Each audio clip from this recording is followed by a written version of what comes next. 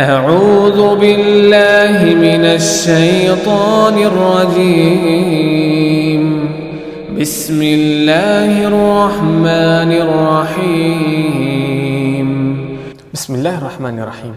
اچھی اور شائستہ زبان ہمیں قابل عزت بناتی ہے اور ہماری نیکیوں میں اضافہ کرتی ہے، جبکہ خراب اور بیہودہ زبان ہماری ساری عزت ختم کر دیتی ہے اور گناہوں میں اضافے کا ذریعہ بنتی ہے۔ زبان کو غلط اور بری باتوں سے بچا کر اچھے طریقے سے استعمال کرنا زبان کی حفاظت کہلاتا ہے۔ میری اس مختصر گفتگو کا عنوان زبان کی حفاظت۔ دراصل زبان اللہ تعالیٰ کی نعمتوں میں سے ایک عظیم نعمت ہے، مگر یہ نعمت تبھی انسان کے لیے فائدہ مند ثابت ہوگی جب اسے اللہ تعالیٰ کی اطاعت و فرمانبرداری میں استعمال کیا جائے۔ جیسے کہ نبی کریم صلی اللہ علیہ وسلم نے ارشاد فرمایا کہ اکثر لوگ جہنم میں ڈالے جائیں گے ان کی زبانوں کی وجہ سے، اور ایک حدیث میں ارشاد فرمایا ہے کہ انسان زبان سے ایک ایسا کلمہ نکالتا ہے جس کے سبب وہ جہنم کی کھائیوں میں جا گرتا ہے۔ آپ لوگ قرآن مجید سے اس کی ایک مثال سماعت فرمائیں۔ يحلفون بالله ما قالوا ولقد قالوا كلمة الكفر وكفروا بعد إسلامهم، سورۃ التوبہ آیت نمبر 74۔ یہ اللہ کی قسمیں کھا کر کہتے ہیں کہ انہوں نے نہیں کہا، حالانکہ یقیناً کفر کا کلمہ ان کی زبان سے نکل چکا ہے اور یہ اپنے اسلام کے بعد کافر ہو گئے ہیں۔ اسی لیے نبی کریم صلی اللہ علیہ وسلم نے ارشاد فرمایا، جو شخص اللہ تعالیٰ اور یوم آخرت پر ایمان رکھتا ہے اسے چاہیے کہ اچھی بات کہے اور نہ خاموش رہے۔ ہر انسان پر اللہ تعالیٰ کی طرف سے 2 فرشتے مقرر ہیں جو اس کے تمام اقوال و افعال درج کرتے ہیں۔ ما يلفظ من قول إلا لديه رقيب عتيد، سورہ قاف آیت نمبر 18۔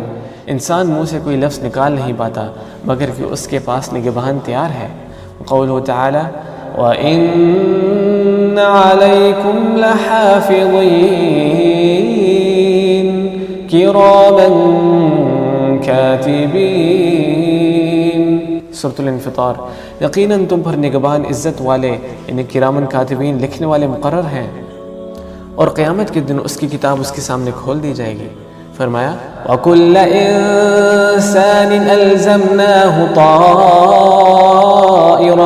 فِي عُنُقِهِ وَنُخْرِجُ لَهُ يَوْمَ الْقِيَامَةِ كِتَابًا يَلْقَاهُ مَنشُورًا، سورۃ الاسراء آیت نمبر 13۔ ہم نے ہر انسان کی برائی بھلائی کو اس کے گلے لگا دیا ہے، اور بروز قیامت اس کے سامنے اس کا نامہ اعمال نکالیں گے جسے وہ اپنے اوپر کھلا ہوا پا لے گا۔ فرمایا اقرأ كتابك كفى بنفسك اليوم عليك حسيبا، سورۃ الاسراء آیت نمبر 14۔ اسے کہا جائے گا کہ پڑھ لے اپنا نامہ اعمال، تو ہی کافی ہے آج کے دن اپنا حساب لینے والا۔ اور صحیح بخاری میں مروی ہے کہ نبی کریم صلی اللہ علیہ وسلم کا گزر 2 قبروں کے پاس سے ہوا تو آپ نے ارشاد فرمایا، ان کو ان کی قبروں میں عذاب ہو رہا ہے۔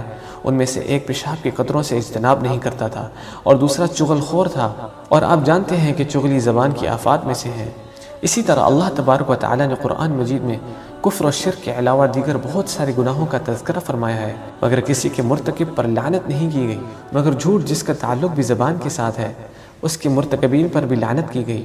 قولہ تعالی ثم نبتهل فنجعل لعنة الله على الكاذبين، سورہ آل عمران آیت نمبر 61۔ اسی طرح قرآن مجید میں اللہ تبارک و تعالیٰ نے کسی مسلمان کی غیبت کو مردار کے ساتھ تشبیہ دی ہے، اور غیبت کا تعلق بھی زبان ہی کے ساتھ ہے۔ قولہ تعالی وَلَا يَغْتَبْ بَعْضُكُمْ بَعْضًا أَيُحِبُّ أَحَدُكُمْ أَن يَأْكُلَ لَحْمَ أَخِيهِ مَيْتًا فَكَرِهْتُمُوهُ وَاتَّقُوا اللَّهَ إِنَّ اللَّهَ تَوَّابٌ رَحِيمٌ، سورۃ الحجرات آیت نمبر 12۔ اور نہ تم میں سے کوئی کسی کی غیبت کرے، کیا تم میں سے کوئی بھی اپنے مردہ بھائی کا گوشت کھانا پسند کرتا ہے؟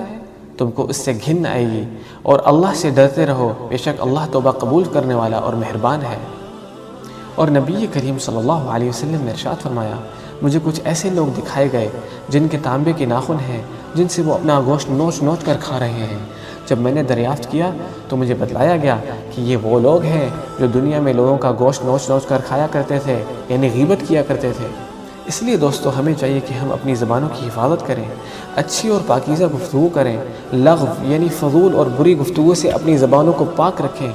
ایک مسلمان کو چاہیے کہ وہ ہمیشہ اپنی زبان اللہ تبارک و تعالیٰ کے ذکر سے تر رکھے، بری اور فالتو گفتگو سے مکمل اجتناب کرے۔ نبی کریم صلی اللہ علیہ وسلم نے ارشاد فرمایا، دو کلمات ایسے ہیں جو زبان پر بڑے ہلکے ہیں اور میزان میں بڑے بھاری ہیں اور اللہ کو بہت محبوب ہیں۔ کون سے دو کلمات ہیں؟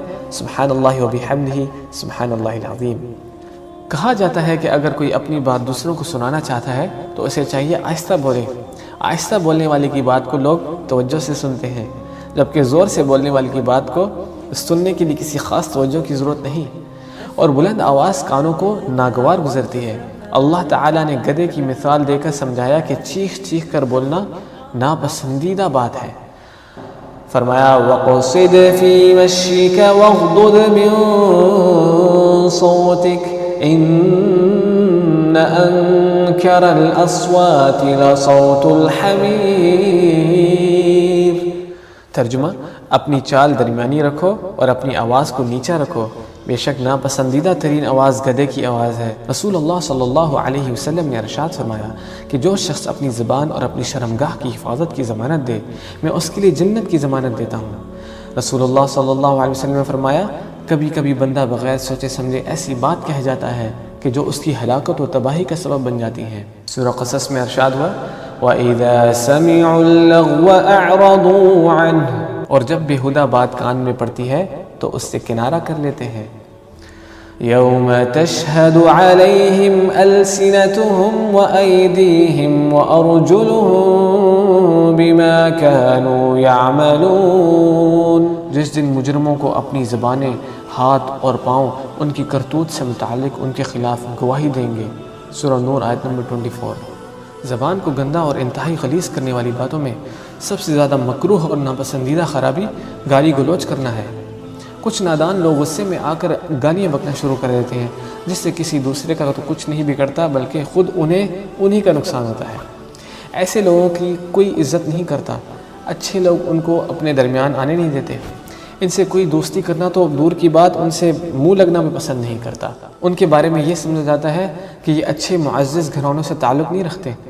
ان کی اس غلیظ عادت کی وجہ سے پورا گھرانہ بدنام ہو جاتا ہے۔ آخرت میں ایسے لوگوں کے ساتھ جو خوفناک سلوک کیا جائے گا، اس کی منظر کشی درج ذیل حدیث میں یوں بیان کی گئی ہے کہ رسول اللہ صلی اللہ علیہ وسلم نے ارشاد فرمایا کہ 4 آدمی جہنم میں ایسے ہوں گے جن کی وجہ سے اہل جہنم بھی پریشان ہوں گے۔ اللہ المستعان۔ یہ لوگ کھولتے ہوئے نہایت گرم پانی اور بھڑکتی ہوئی آگ کے درمیان دوڑ رہے ہوں گے، اور ہائے شامت آئی بربادی کے الفاظ ان کی زبان سے نکل رہے ہوں گے۔ دوزخ کے لوگ آپس میں ایک دوسرے سے باتیں کر رہے ہوں گے کہ ہم تو ویسے ہی بڑی تکلیف میں تھے، ان بڑے بدبختوں کی وجہ سے ہم مزید تکلیف میں مبتلا ہو گئے۔ ان 4 میں سے ایک وہ ہوگا جس کے منہ سے خون اور پیپ بہہ رہا ہوگا۔ اللہ تعالیٰ کہیں گے کہ یہ شخص فحش لفظوں میں دلچسپی لیتا تھا، اللہ ہمیں بچا کے رکھے۔ اس حدیث سے اندازہ ہوتا ہے کہ فحش گوئی یا گالی گلوچ کرنا، بری بری باتیں سننا، گندی باتیں کرنا، یہ اس قدر گناہ کی بات ہے کہ اس کا عذاب دوسرے گناہوں کے مقابلے میں زیادہ رکھا گیا ہے۔ وہ بچے کس قدر نادان ہیں جو اپنی فحش گوئی کی عادت کی وجہ سے جنت کو جانے والے راستے کی بجائے دوزخ کے راستے پر چل پڑے۔ وآخر دعوانا ان الحمد للہ رب العالمین۔